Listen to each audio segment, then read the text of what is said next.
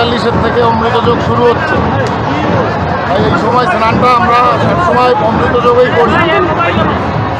মেলায় আগত সমস্ত ঠাকুরের ভক্ত দর্শনার্থী যারাই আছে তারা যেন সুষ্ঠুভাবে মেলা করতে পারে, আমাদের এই কামনা থাকে। আর আমরা যেন তাদের পরিষেবা সঠিকভাবে দিতে পারি, ঠাকুরের কাছে সেটাই কামনা। বলছি এই যে অমৃতযোগ কতক্ষণ চলবে এবং গতবারের থেকে কি এবার ভক্তদের ভিড় বেশি? এবারের ভক্তদের আসা অনেক লম্বা সময় ধরে, গতকাল বিকেল থেকে আসা শুরু হয়েছে, আজকে রাত 1টা পর্যন্ত স্নান আছে, সেটা চলবে। অমৃতযোগের মধ্যে পড়েছে।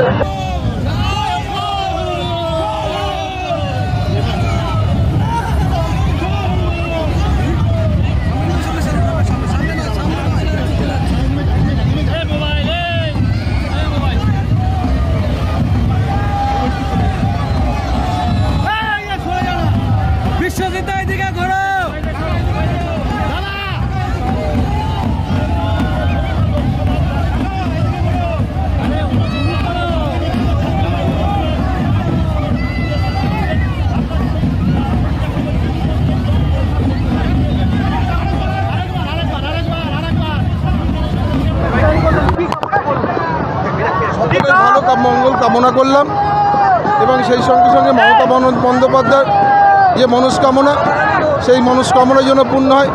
অভিষেক বন্দ্যোপাধ্যায়ের যে মনস্কামনা সেটাও যেন পূর্ণ হয়।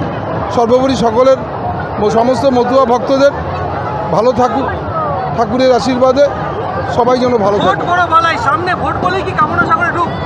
খুব ছোটোবেলা থেকে এখানে আসি এবং আমার পিসির হাত ধরে, আমার মামাদের হাত ধরেই প্রথম ছোটোবেলা থেকে আসা, এখান থেকে ডাঙ্কা কিনা সবই ঠাকুর বাড়িতে।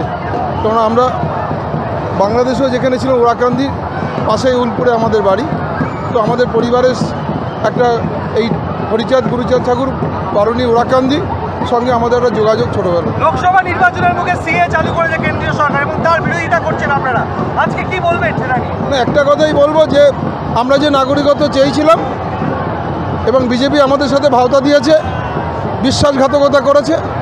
কারণ নিঃশর্ত নাগরিকত্ব চেয়েছিলাম, আমাদের আধার কার্ড, ভোটার কার্ড দেখে আধার কার্ড দিয়েছেন, সরকারি সমস্ত পশ্চিমবঙ্গ সরকারের সমস্ত পরিষেবা পাই। অতএব আমাদের ভোটার কার্ড দেখেই নিঃশর্ত নাগরিকত্ব দিতে হবে, এটাই আমাদের দাবি এবং আমরা এই দাবিতে আন্দোলন চালিয়ে যাব।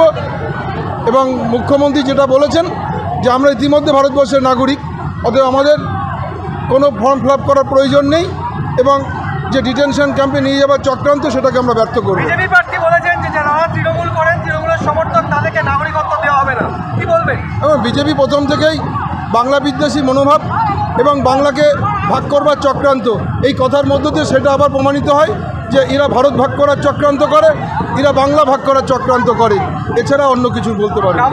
মমতা বন্দ্যোপাধ্যায় জয়, অভিষেক বন্দ্যোপাধ্যায় জয় এবং সমস্ত মতুয়া ভক্তদের মঙ্গল কামনা।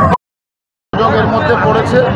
আজকে বিশ্বজিৎ কামনা সাগরে ডুব দিয়ে স্নান করলেন, এর আগে দেখা যায়নি। নির্বাচন বলেই কি আজকে কামনা সাগরে ডুব দিয়ে স্নান? আমি আজকের দিনে কোনো বিতর্কিত কথা বলবো না।